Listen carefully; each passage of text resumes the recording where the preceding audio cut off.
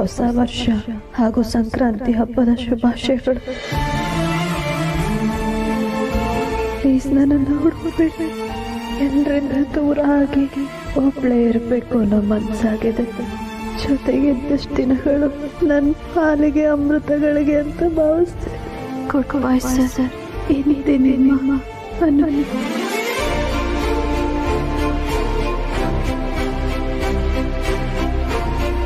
ಅನು, ನಾನು ನಿನ್ನ ಉಳಿಸ್ಕೊಳ್ಳೋಕ್ಕೆ ಎಷ್ಟೆಲ್ಲ ಪ್ರಯತ್ನ ಮಾಡಿದೆ.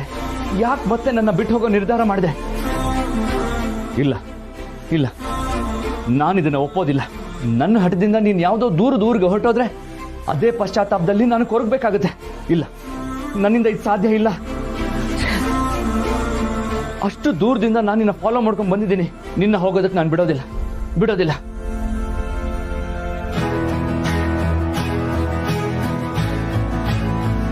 ಅನು,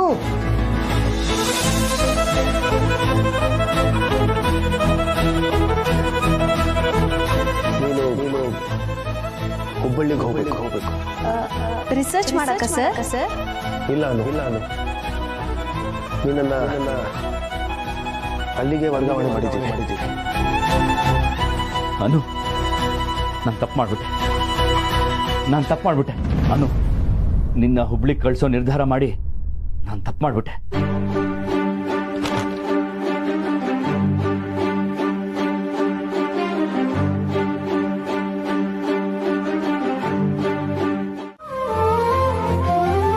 ಹಲೋ ಶಿವು ಸರ್, ಹೇಳಿ ಸರ್. ಎಲ್ಲಿದ್ಯಾ? ಸರ್, ಮನೆ ಹತ್ರ ಇದ್ದೀನಿ ಸರ್.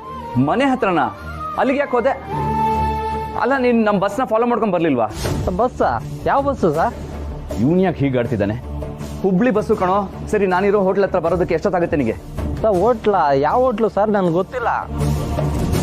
ಒಂದು ನಿಮಿಷ ಕೂತ್ಕೊಳ್ಳಿ. ಏನಾಗಿದೆ ಶಿವು ನಿಂಗೆ? ಅಡ್ರೆಸ್ ಹೇಳ್ತೀನಿ, ನೋಟ್ ಮಾಡ್ಕೊ. ಸರಿ ಸರ್. ಗೊತ್ತಾಯ್ತಾ? ಸರ್, ಅಲ್ಲಿದ್ದೀರಾ ಸರ್? ನಾನು ಅಲ್ಲಿ ರೀಚ್ ಆಗಾಗ 1 hour ಆಗುತ್ತೆ ಸರ್. ನನಗೆ ಅಷ್ಟೊತ್ತೆಲ್ಲ ಕಾಯಕ್ಕಾಗಲ್ಲ. ಸರಿ, ಈ ಏರಿಯಾದಲ್ಲಿ ಬೇರೆ ಡ್ರೈವರ್ಸ್ ಯಾರಿದಾರೋ ಚೆಕ್ ಮಾಡಿ ಬೇಗ ಇಲ್ಲಿ ಕಳಿಸು, ಬೇಗ. ಸರಿ ಸರ್.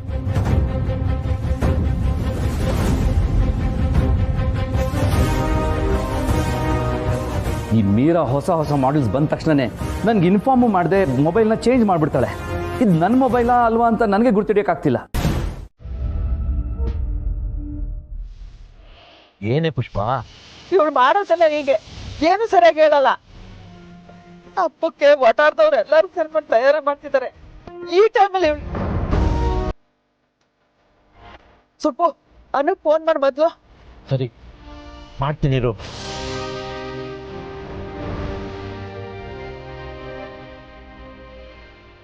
ನೀವು ಕರೆ ಮಾಡುತ್ತಿರುವ ನಂಬರ್ ಸದ್ಯ ಸ್ವಿಚ್ ಆಫ್ ಆಗಿದೆ.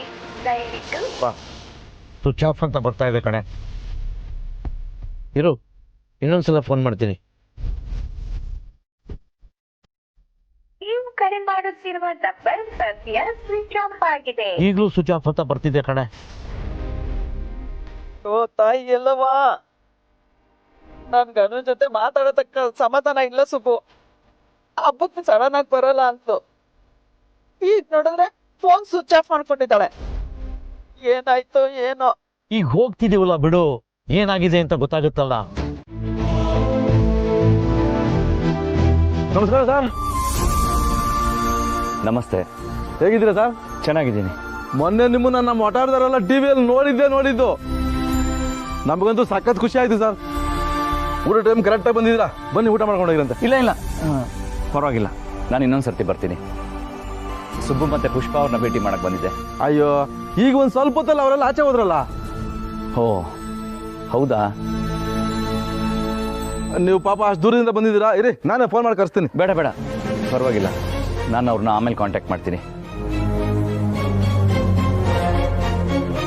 ಇದೇನು ಮುಖಕ್ಕೆ ಮಾಸ್ಕ್ ಹಾಕೊಂಡಿದ್ದೀರಾ? ಧೂಳು ಅಂತನಾ? ಅಯ್ಯೋ ಸರ್, ಧೂಳಿಗೆಲ್ಲ ಅಂಜಲಲ್ಲ ನಾವು. ಈ ಹಾಳಾದ ಕೊರೋನಾ ಬಂದಾಗಿಂದ ಈ ಮಾಸ್ಕ್ ಒಂಥರ ಮುಖಕ್ಕೆ ಹೊಲ್ಕೊಂಡಂಗೆ ಆಗ್ಬಿಟ್ಟಿದೆ. ಅದಿಲ್ಲ ಅಂದ್ರೆ ಮುಖ ಎಲ್ಲ ಖಾಲಿ ಅಭ್ಯಾಸ ಆಗ್ಬಿಟ್ಟಿದೆ ಸರ್. ಮಾಸ್ಕ್ ಇಲ್ಲದೆ ಆಚೆ ಹೋಗೋದಕ್ಕೆ ಒಂಥರ ಆಗುತ್ತೆ. ಕೊರೋನಾನ? ಹ್ಞೂ ಸರ್, ನೀವು ಹುಷಾರು ಸರ್, ಮಾಸ್ಕ್ ಹಾಕೊಂಡು ಓಡಾಡಿ. ಅವಳು ಖಂಡಿತ ತುಂಬಾ ಯೋಚನೆ ಮಾಡೇ ಹೀಗೆ ಮಾಡಿರ್ತಾಳೆ. ಇನ್ ಸ್ವಲ್ಪ ಹೊತ್ತು ಹೋದ್ರೆ ನೀವೇ ಹೀಗ್ ಮಾಡಕ್ ಹೇಳಿದ್ರಿ ಅಂತ ಹೇಳ್ತೀರೇನೋ. ಅಲ್ಲ ಮಾಮಿನ್ಲಾ, ನಿಧಾನವಾಗಿ ಅನುನೇ ಸರಿ ಅಂತ ಹೇಳೋದಕ್ಕೆ ಸ್ಟಾರ್ಟ್ ಮಾಡ್ಬಿಟ್ರಲ್ಲ ಮಾಮಿನ್ಲಾ. ಅನು ಜಾಗದಲ್ಲಿ ನಿಂತು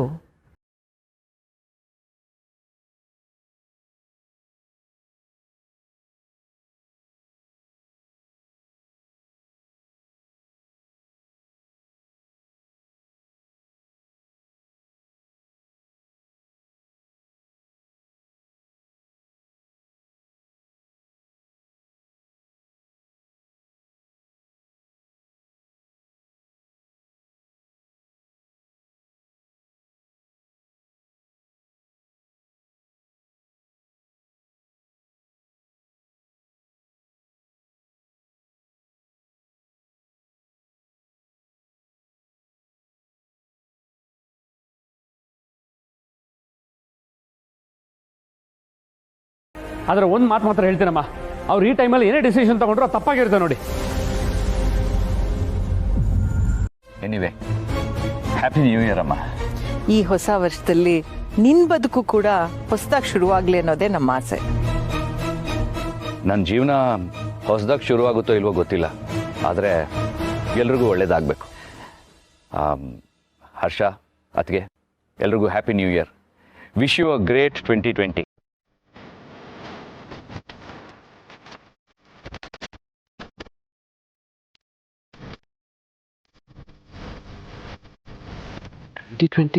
ವಾಟ್ 2020ನಾ? ಯಾಕೆ ಇಷ್ಟು ಆಶ್ಚರ್ಯ ಪಡ್ತಿದ್ದೀರಾ ಅದಕ್ಕೆ? ಎಷ್ಟು ಬೇಗ 2020ಕ್ಕೆ ಬಂದ್ಬಿಟ್ವಿ ಅಂತನಾ?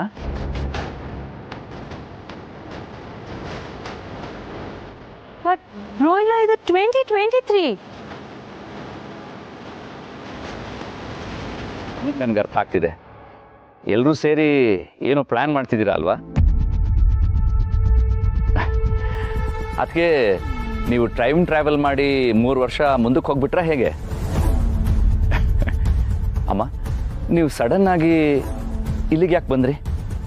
ನಾನು ಹೊರಟಿದ್ದು ನಮ್ಮ ಹೊಸ ಮನೆ ವರ್ಧನ್ ಮಹಲಿಂದ, ಈಗ ಬಂದಿರೋದು ರಾಜನಂದಿನಿ ವಿಲಾಸಕ್ಕೆ. ಇದು ಹೇಗೆ ಸಾಧ್ಯ?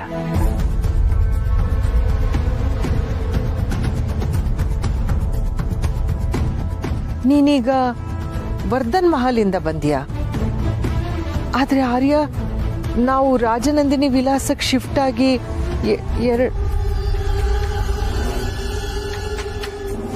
ಹೋಗ್ಲಿ ಬಿಡು. ನೀನೀಗ ಒಬ್ನೇ ಬಂದ್ಯಾ? ಹ್ಞೂ ಅಮ್ಮ. ಅನು ಎಲ್ಲಿ?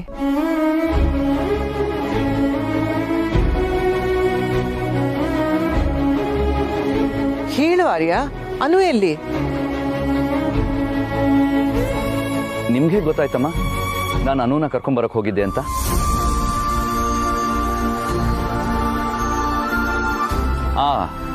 ಗೊತ್ತಾಯ್ತು ಬಿಡಿ. ಇದು ಆ ಜೇಂಡಿದೆ ಕೆಲಸ. ಎಷ್ಟು ಬೇಗ ವರದಿ ಒಪ್ಪಿಸಿದಾನೆ ನಿಮ್ಗೆ? ಮುಟ್ಟಾಳ, ಆತರ ಜಾಸ್ತಿ ಅವನಿಗೆ. ಜೇಂಡೆನಾ? ಆರ್ಯ, ನೀನ್ ಕನ್ಫ್ಯೂಸ್ ಮಾಡ್ಕೊಂಡಿದ್ಯಾ ಅನ್ಸುತ್ತೆ. ನೀನ್ ಯಾರು ಅಂತ ನಿನಗೆ ಗೊತ್ತು ತಾನೆ? ಇದೆಂತ ಪ್ರಶ್ನೆನಮ್ಮ? ನಾನು ಆರ್ಯವರ್ಧನ್ ಅಂತ ನನಗೆ ಗೊತ್ತಿಲ್ಲ ಅಂತನಾ? ನಾನು ಆರ್ಯವರ್ಧನ್. ವೇಟ್, ದಾದಾ, ನೀವು 2020 ಅಂದ್ರಲ್ಲ, ಸೊ ಇದು 2023 ಅಂತ ನಿಮಗೆ ಗೊತ್ತಿಲ್ಲ ಅಲ್ವಾ? ಯಾಕಿಷ್ಟು ಸತಾಯಿಸಿದ್ಯಾ ವಿಶು?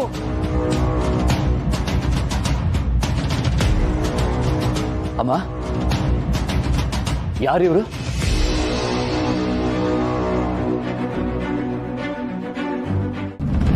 ವಿಶು,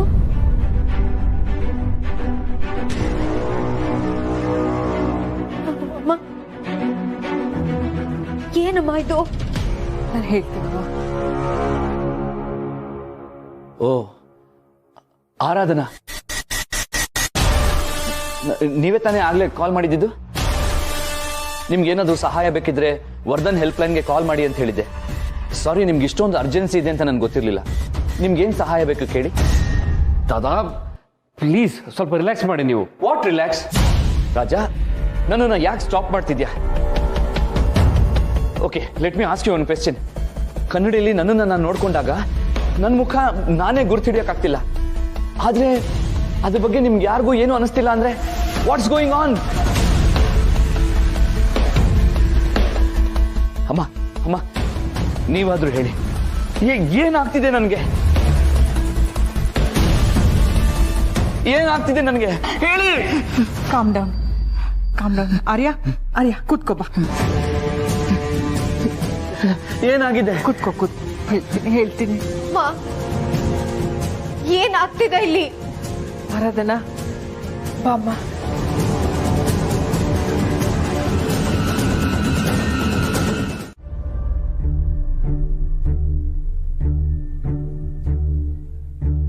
ನಿನ್ಗೆ ಸಂಪೂರ್ಣವಾಗಿ ಇದನ್ನು ಒಪ್ಕೊಳ್ಬೇಕಾದ್ರೆ ಸಮಯ ಬೇಕಾಗುತ್ತೆ ಆರ್ಯ.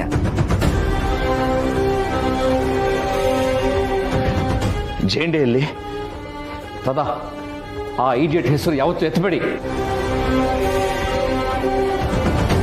ನಂಬಿಕೆಯ ಹೆಸರಲ್ಲಿ ನನಗೆ, ನಿಮ್ಗೆ, ಈ ಮನೆಗೆ, ಕೊನೆಗೆ ಈ ವರ್ಧನ್ ಗ್ರೂಪ್ಗೂ ಮೋಸ ಮಾಡಿದಾನೆ ಅವನು. ಅಷ್ಟೇ ಅಲ್ಲದೆ ಮಾಮಿನ್ ಲಾಗು ಚೀಟ್ ಮಾಡಿ ನಮ್ಮ ಕಂಪ್ನಿಗೆ ಚೀಫ್ ಆಗೋಕೆ ಹೊರಟಿದ್ದ.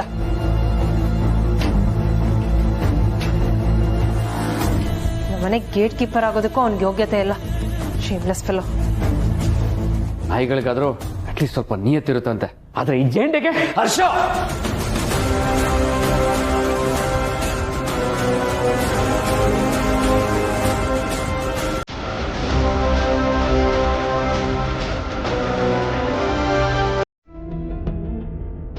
ಪುಷ್ಪ, ಅಳೋದ್ ನಿಲ್ಸಮ್ಮ. ಗೀತಾ, ಟೀ ತಗೊಂಬ. ನನಗೆ ಬೇಡ. ಅವಳು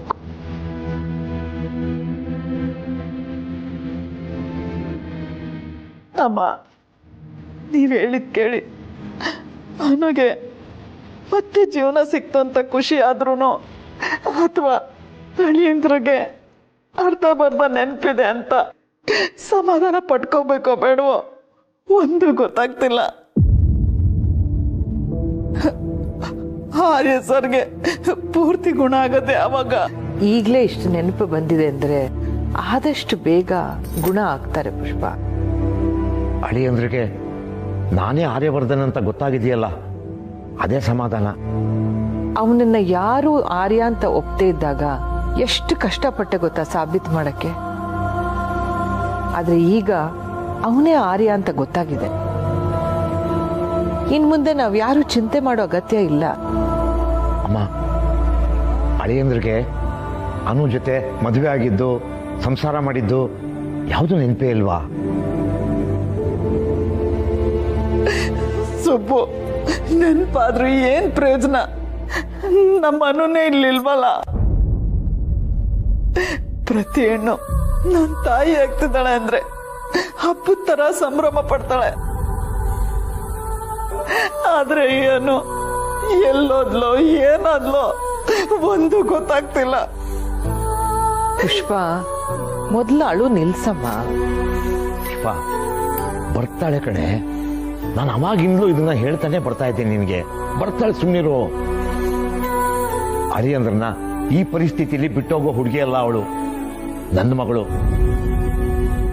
ಏನೋ ಬಲವಾದ ಕಾರಣ ಇಟ್ಕೊಂಡೇ ಹೀಗೆಲ್ಲ ಮಾಡ್ತಿದ್ದಾಳೆ ಅನ್ಸುತ್ತೆ. ಏನ್ ಕಾರಣನೋ ಏನೋ, ಹೋಗ್ ನೀನ್ ಸುಮ್ನೆ.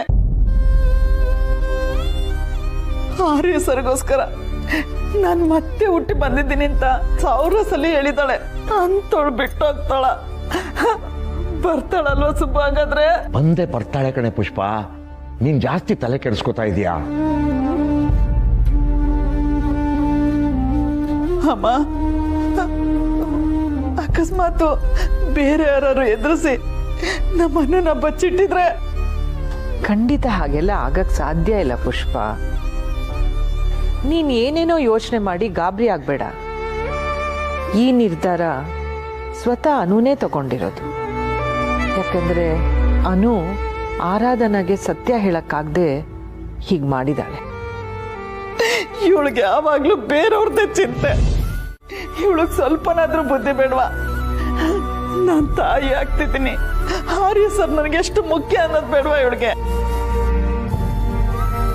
ನಾನು ಇದನ್ನೇ ಹೇಳಿದಾಗ ಆರಾಧನಾ ಜೀವನದ ಸಮಾಧಿ ಮೇಲೆ ನನ್ನ ಅರಮನೆ ಕಟ್ಟಕ್ ಸಾಧ್ಯ ಇಲ್ಲ. ಹೇಗಿದ್ರು ಆರ್ಯ ಸರ್ಗೆ ಹಳೇದೆಲ್ಲ ನೆನಪಿಲ್ಲ. ಹೊಸ ವ್ಯಕ್ತಿಯಾಗಿ ಆರಾಧನಾ ಜೊತೆ ಜೀವನ ಕಳೀಲಿ ಅಂತ ಹೇಳಿದ್ಲು. ತಾನು ಹಿಡ್ದಿದ್ದೆ ಆಟ. ಅಮ್ಮ ಅಳಿಯಂದ್ರು ಒಂದ್ ವೇಳೆ ಅನ್ನು ಹೇಳ್ದಾಗೆ ಆರಾಧನಾ ಜೊತೆ ಹೊಸ ಜೀವನ ಶುರು ಮಾಡ್ಬಿಟ್ರೆ? ಏಯ್ ದಡ್ಡಿ, ಅದಕ್ಕೆ ನಿಂಗೆ ದಡ್ಡಿ ಅನ್ನೋದು. ಈಗ ನಮ್ಮ ಅಳಿಯಂದ್ರಿಗೆ ನಾನೇ ಆರ್ಯವರ್ಧನ್ ಅಂತ ಗೊತ್ತಾದ್ಮೇಲೆ ನೀನ್ ಹೇಳಿದ ಥರ ಆಗಕ್ಕೆ ಸಾಧ್ಯನೇ ಇಲ್ಲ ಬಿಡು. ನಿಜ, ಅನು ಮಾಡ್ತಿರೋ ಈ ವಾದಕ್ಕೆ ಅರ್ಥನೇ ಇಲ್ಲ. ಆರ್ಯನ್ಗೆ ನೆನಪು ಬಂದಿರೋ ವಿಷಯನ ಹೇಗಾದ್ರೂ ಮಾಡಿ ಅನುಗ್ ತಿಳಿಸ್ಲೇಬೇಕು. ಆವಾಗೆಲ್ಲ ಸರಿ ಹೋಗುತ್ತೆ. ಈ ಪ್ರೀತಿಸೋರ್ ಮಧ್ಯೆ ಭಾವನಾತ್ಮಕವಾಗಿ ತುಂಬಾ ನಂಟಿರುತ್ತೆ ಅಂತಾರೆ. ಆದ್ರೆ ಈಗ ನಮ್ಮ ಮಧ್ಯೆ ಆ ಭಾವನೆಗಳೇ ಇಲ್ವಾ ಅನು? ನಿಜವಾಗ್ಲು ನಾನು ಎಷ್ಟೇ ನೆನಪಿಸ್ಕೊಂಡ್ರು ನೀನು ನನ್ನ ಜೊತೆ ಇದ್ದಿದ್ದು ಒಂದೇ ಒಂದು ಕ್ಷಣನೂ ನೆನಪಕ್ಕೆ ಬರ್ತಿಲ್ಲ. ಆಗ ನಿನ್ನ ಮೇಲಿದ್ದ ಪ್ರೀತಿನ ಹೇಳ್ಕೊಳ್ಳೋಣ ಅಂದ್ರೆ ನನ್ನ ಹೃದಯಕ್ಕಿದ್ದ ಧೈರ್ಯ ನನ್ನ ತುಟಿ ತನಕ ಬರಲೇ ಇಲ್ಲ. ಆ ಕೋಪನ ಈಗ ತೋರಿಸ್ಕೋಬೇಡ ಅನು, ಪ್ಲೀಸ್. ನೀನು ನನ್ನ ಜೊತೆ ಇಲ್ಲ ಅನ್ನೋ ನೋವಿನ ಭಾರನೇ ನನಗೆ ತಡ್ಕೊಳಕ್ಕಾಗ್ತಿಲ್ಲ. ನನ್ನ ಬಿಟ್ಟು ಹೋಗೋಕ್ಕೆ ನಿನಗೆ ಹೇಗೆ ಮನಸ್ಸು ಬಂತು ಅನು? ಹೇಗೆ ನನ್ನ ಹೇಗೆ ಬಿಟ್ಟು ಹೋದೆ? ನೀನು ಎಲ್ಲೇ ಇದ್ರೂ I will find you Anu. Yes, I will find you. ನನ್ನಿಂದ ನೀನು ದೂರ ಹೋಗೋಕ್ಕೆ ನಾನು ಖಂಡಿತ ಬಿಡಲ್ಲ.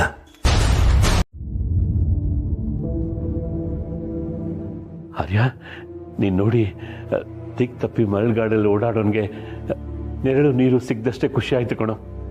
ಎಂಥ ಸಂದರ್ಭದಲ್ಲೂ ಯಾರು ಏನೇ ಹೇಳಿದ್ರು ನೀನು ನನ್ನ ಕೈ ಬಿಡಲ್ಲ ಅಂತ ನಂಗೆ ಗೊತ್ತು. ನಿನ್ನ ಹೇಗೆ ಬಿಡೋಕ್ಕಾಗುತ್ತೆ ಜೆಂಡೆ? ನೀನು ನನಗೆ ಮಾಡಿರೋ ಉಪಕಾರ ಒಂದ ಎರಡ? ನಿನ್ನ ಅನ್ನದ ಋಣ ನನ್ನ ಮೇಲಿದೆ ಜೆಂಡೆ.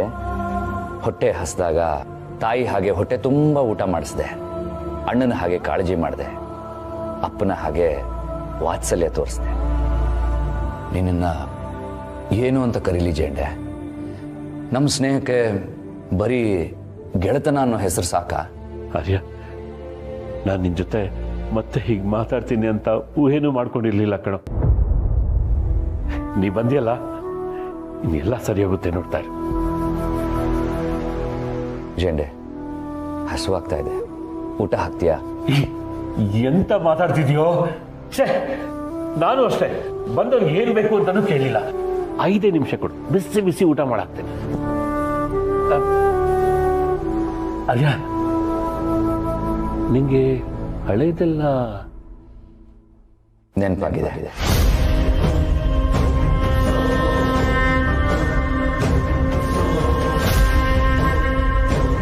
ಅಷ್ಟೇ ಅಲ್ಲ, ನನ್ನ ಮುಖ ಹೀಗೆ ಯಾಕಾಯ್ತು ಅಂತನೂ ಗೊತ್ತಾಯ್ತು. ಅದನ್ನೆಲ್ಲ ಕೇಳಿ ಕೇಳಿ ನನ್ನ ತಲೆ ಕೆಟ್ಟು ಹೋಗಿದೆ ಜೆಂಡೆ. ಜೆಂಡೆ, ನೀನು ಅಡುಗೆ ಮಾಡೋಕ್ಕೆ ಮೊದಲು ಒಂದು ಲೋಟ ಖಡಕ್ ಶುಂಠಿ ಟೀ ಮಾಡಿಕೊಡ್ತೀಯಾ? ಅದನ್ನು ಕುಡಿದು ನಾನು ಫುಲ್ಲು ರಿಲ್ಯಾಕ್ಸ್ ಆಗಿಬಿಡ್ತೀನಿ. ಆಮೇಲೆ ನೀನು ಏನು ಅಡುಗೆ ಮಾಡಿಕೊಟ್ರು ಅದನ್ನು ಹೊಟ್ಟೆ ತುಂಬ ತಿಂದು ಮಲ್ಕೋತೀನಿ. ಯಾಕೇನು ಮಾತಾಡ್ತಿಲ್ಲ? ನನಗೆ ಊಟ ಹಾಕಲ್ವೇನೋ? ಹಾಗಲ್ಲ, ನಿಜವಾಗ್ಲೂ ನನಗೆ ನಂಬಕ್ಕೆ ಆಗ್ತಿಲ್ಲ ಕಣೋ. ನಿಜ ಹೇಳು, ನಿನ್ಗೆ ಹಳದಿಲ್ಲ ನೆನಪಾಯ್ತಾ? ಯಾಕೋ ಹಾಕಿ ಕೇಳ್ತಿದ್ಯಾ? ಆರ್ಯ, ನನ್ನನ್ನು ನೀನು ದೂರ ಮಾಡಲ್ಲ ತಾನೆ? ನಾನು ಏನೇ ಮಾಡಿದ್ರು ನಿನ್ನ ಒಳ್ಳೇದಕ್ಕೆ ಕಣೋ. ನಂಗೆ ಬೇರೆ ಯಾವುದು ಕೆಟ್ಟ ಉದ್ದೇಶ ಇರಲಿಲ್ಲ. ಏ ಬಡವಾ, ಇದೆಲ್ಲ ನಿನ್ನ ಹತ್ರ ಕೇಳಿದವ್ರು ಯಾರೋ? ಒಂದು ಲೋಟ ಟೀ, ಒಳ್ಳೆ ಊಟ ಮಾಡ್ಕೊಡಕ್ ಆಗುತ್ತಾ ಇಲ್ವಾ? ನೆನಪು ಬಂದ ತಕ್ಷಣನೇ ಮಗು ತಾಯಿನ ಹುಡ್ಕೊಂಡು ಹೋಗೋ ಹಾಗೆ ನಾನು ನಿನ್ನನ್ನು ಹುಡ್ಕೊಂಡು ಬಂದಿದ್ದೀನಿ. ಊಟ ಹಾಕ್ತೀಯೋ ಇಲ್ವಾ? ರೆಡಿ ಮಾಡ್ತೀನಿ. ರೆಡಿ ಮಾಡ್ತೀನಿ. 5 ನಿಮಿಷ ಕಣ. ಪುಷ್ಪ, ನೀನು ಆತಂಕ ಪಡೋಂಥದ್ದು ಏನೂ ಆಗಿಲ್ಲ, ಯೋಚನೆ ಮಾಡಬೇಡ. ಅಮ್ಮ ಹೇಳುತ್ತಿಲ್ವಾ ಏನೂ ಆಗಲ್ಲ ಅಂತ? ಅದು ಅಲ್ಲದೆ ಅನು ಏನು ಚಿಕ್ಕ ಹುಡುಗಿ ಅಲ್ಲ. ಅವಳು ದೂರದಲ್ಲಿದ್ರು ನಮ್ಮ ಮನ್ಸಲ್ಲಿ ಆಗ್ತಿರೋ ಗೊಂದಲ ಅವಳಿಗೆ ಗೊತ್ತಾಗುತ್ತೆ ಕಣೆ. ಈಗ ಅವಳಿಗೇನೋ ಬೇಜಾರಾಗಿದೆ, ಹೋಗಿದ್ದಾಳೆ, ಬರ್ತಾಳೆ ಬಿಡು. ಹೌದು ಪುಷ್ಪ, ನಮ್ಮ ಆರ್ಯ ಅನುನ ಈಗಲೇ ಕರ್ಸ್ಕೋಬೇಕು ಅಂತ ನಿರ್ಧಾರ ಮಾಡಿದ್ರೆ ಅದನ್ನ ಯಾರು ತಡೆಯಕ್ ಸಾಧ್ಯ ಇಲ್ಲ. ಆದ್ರೆ ಅವಳಿಗೆ ಸಮಾಧಾನ ಆಗ್ಲಿ ಅಂತ ಸುಮ್ಮನಿದ್ದೀನಿ. ಅವಳು ವಾಪಸ್ ಬಂದ್ರೆ ಅಷ್ಟೇ ಸಾಕು. ಬೇಕಿದ್ರೆ ನೋಡ್ತಿರೋ, ಆರ್ಯ ಬರ್ಬೇಕಾದ್ರೆ ಅವನೊಬ್ನೇ ಬರಲ್ಲ, ಅನುನೂ ಕರ್ಕೊಂಡ್ಬರ್ತಾನೆ. ಈಗ ನಡೀತಿರೋದೆಲ್ಲ ಒಳ್ಳೇದಕ್ಕೆ ಅಂತ ನನ್ನ ಮನಸ್ಸು ಹೇಳ್ತಾ ಇದೆ. ಒಳ್ಳೇದೇ ಆಗತ್ತೆ. ಅಮ್ಮ, ಊಟ ರೆಡಿ ಇದೆ. ನಡೀರಿ ಊಟ ಮಾಡೋಣ. ಸುಬೋರೆ ನಡೀರಿ. ಬಾ ಪುಷ್ಪ, ಎಲ್ಲ ಸರಿ ಹೋಗುತ್ತೆ, ಬಾ. ಓ, ಹಾಗಾದ್ರೆ ಇದು ಬರೀ ನಾಮಕಾವಾಸ್ತೆ, ಅತಿಥಿ ಸತ್ಕಾರನಾ? ಚೇಚೆ, ಹಾಗೇನಿಲ್ಲ. ಇಲ್ಲ, ಆ ಫೋನ್ ಕಾಲ್ ಬಂದಾಗಿಂದ ನೀನು ಯಾಕೋ ಒಂಥರ ಇದೆಯಾ? ಇಲ್ಲ, ಹಾಗೇನಿಲ್ಲ ಆರ್ಯ. ನೀನಿಲ್ಲ ಅಂದ್ರೆ ನಾವು ನಂಬಿಡ್ಬೇಕಾ? ಯಾರು ಕಾಲ್ ಮಾಡಿದ್ದು ಅಂತ ಕೇಳ್ಬೋದಾ ಜೆಂಡೆ ಸರ್? ಸುಧಾ. ಯಾರು? ನಮ್ಮ ವರ್ಧನ್ ಕಂಪ್ನಿ ಆರೋಗ್ಯ ಕೇಂದ್ರದ ಡೈರೆಕ್ಟ್ರು. ಆಗಾಗ ಫೋನ್ ಮಾಡಿ ಅಪ್ಡೇಟ್ ಮಾಡ್ತಿರ್ತಾರೆ. ಅಷ್ಟಕ್ಕೆ ಇಷ್ಟೊಂದು ಯೋಚನೆ ಮಾಡ್ತಾ ಕೂತ್ಕೊಂಡ್ಯಾ? ಹಸುವಾಗ್ತದೆ ಕಣ, ತಿನ್ಸೋ. ತಿನ್ಸಲ್ವಾ?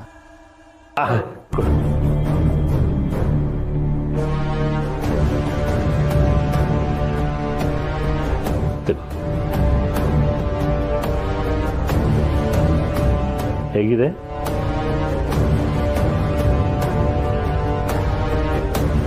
ಇನ್ನಂತದ್ದು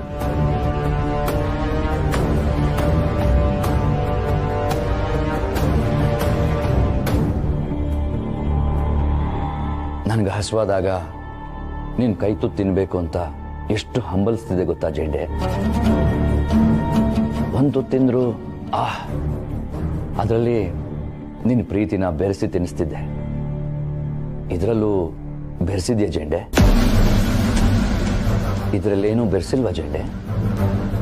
ನನ್ನ ಪ್ರೀತಿ ಯಾವಾಗಲೂ ಇದರಲ್ಲಿ ಬೇರೆ ಏನು ಬೆರೆಸಿಲ್ವಾ ಅಂತ ಕೇಳಿದೆ.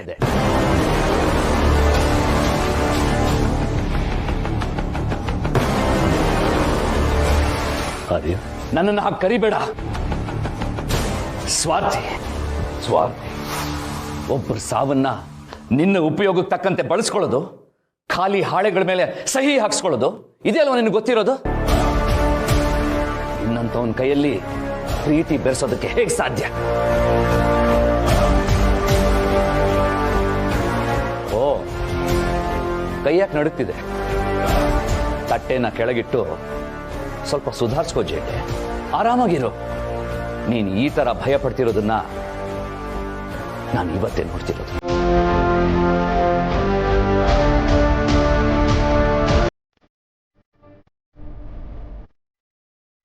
ನಾನೊಬ್ರು ಜೊತೆಲಿದ್ದಕ್ಕೆ ನನಗೊಮ್ಮೆ ಪ್ರೀತಿ ಆಗಿದೆ ಸರ್. ನಿಮಗ್ ಗೊತ್ತು ಅವ್ರು ಯಾರು ಅಂತ? ನಿಮಗ್ ಗೊತ್ತು ತಾನೇ? ಅದು ನೀವೇ sir. I love you. I love you.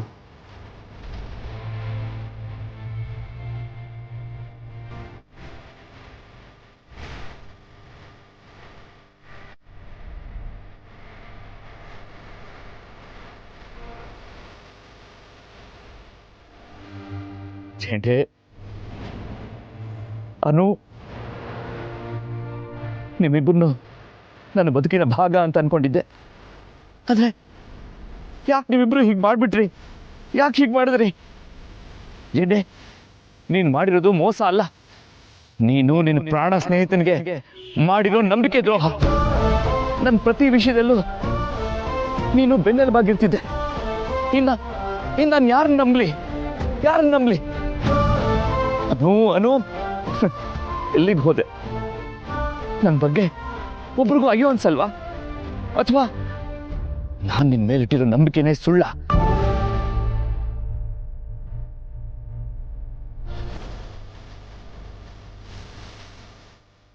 ಅನು ಅನು ನಾನು ಈಗಲೇ ನಿನ್ನ ನೋಡಬೇಕು, ಯಾಕೆ ಹೀಗೆ ಮಾಡಿದೆ ಅಂತ ಕೇಳಬೇಕು.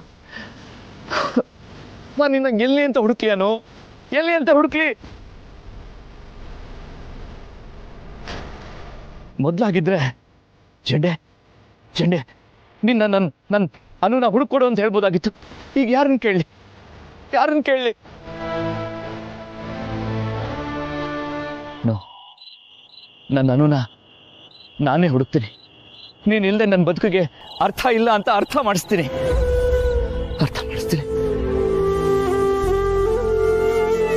ಅನು ಅನು ವೇರ್ ಆರ್ ಯು? ಬರ್ತೀನಿ, ಐ ಆಮ್ ಕಮಿಂಗ್ ಅನು. ನಾನು ನಿನ್ನ ಹುಡುಕ್ತೀನಿ.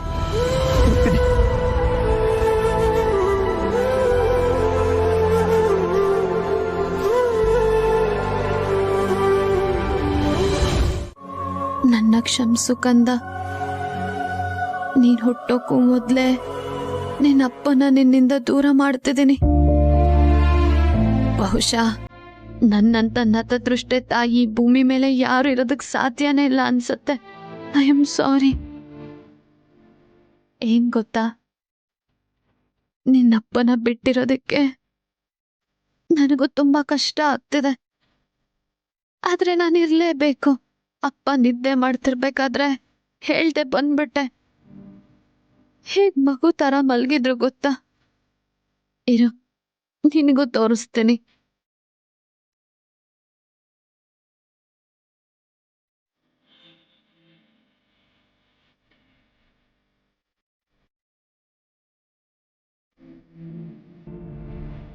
ಅರೆ, ಫೋನ್ ಸ್ವಿಚ್ ಆಫ್ ಆಗೋಗಿದೆ.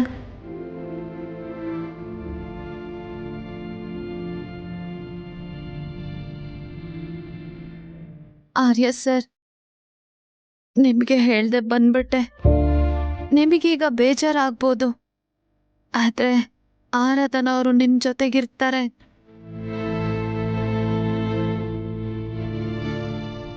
ಅಯ್ಯೋ, ಮನೆಯಿಂದ ಎಲ್ರು ನನಗೆ ಫೋನ್ ಮಾಡಿದ್ದಾರೆ. ಎಷ್ಟು ಆತಂಕ ಪಟ್ಕೊಂಡಿದಾರೋ ಏನೋ. ಆದ್ರೆ ನಾನೀಗ ಏನೂ ಮಾಡೋ ಪರಿಸ್ಥಿತಿಲೇ ಇಲ್ಲ. ದಯವಿಟ್ಟು ನನ್ನನ್ನು ಕ್ಷಮಿಸ್ಬಿಡಿ. ಹಣೆ ಬರಹನ ಬದಲಾಯಿಸಕ್ ಹೋಗೋದು ಒಂದೇ, ಒತ್ತಾಯದಿಂದ ಪ್ರೀತಿ ಪಡ್ಕೊಳ್ಳೋದು ಒಂದೇ ಅಂತ ನನಗೆ ಆರ್ಯವರ್ಧನ್ ಅವ್ರ ಮಾತು ಕೇಳಿ ಮನದಟ್ಟಾಯ್ತು ಅಮ್ಮ.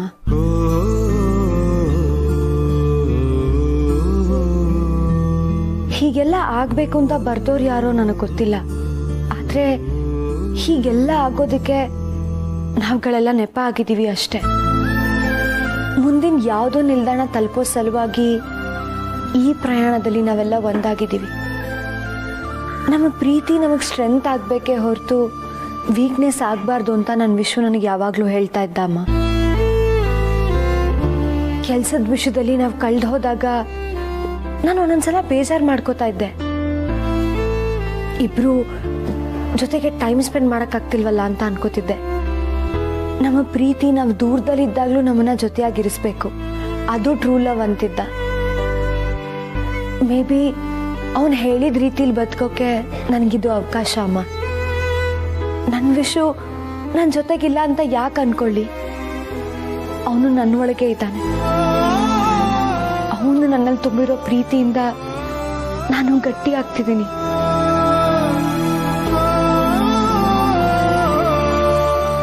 ಈಗ ನಾನು ಅನು ಅವ್ರಿಗೆ ಆಸರೆ ಆಗ್ಬೇಕು. ಇದು ಅವ್ರ ಲೈಫ್ ಅಮ್ಮ. ಅವರು ಇದನ್ನೆಲ್ಲ ಬಿಟ್ಟು ಹೋಗಕ್ ಕಾರಣ ನಾನು ಕರೆದ್ರೆ ಅವ್ರು ಯಾಕೆ ಬರಲ್ಲ ಅಂತ.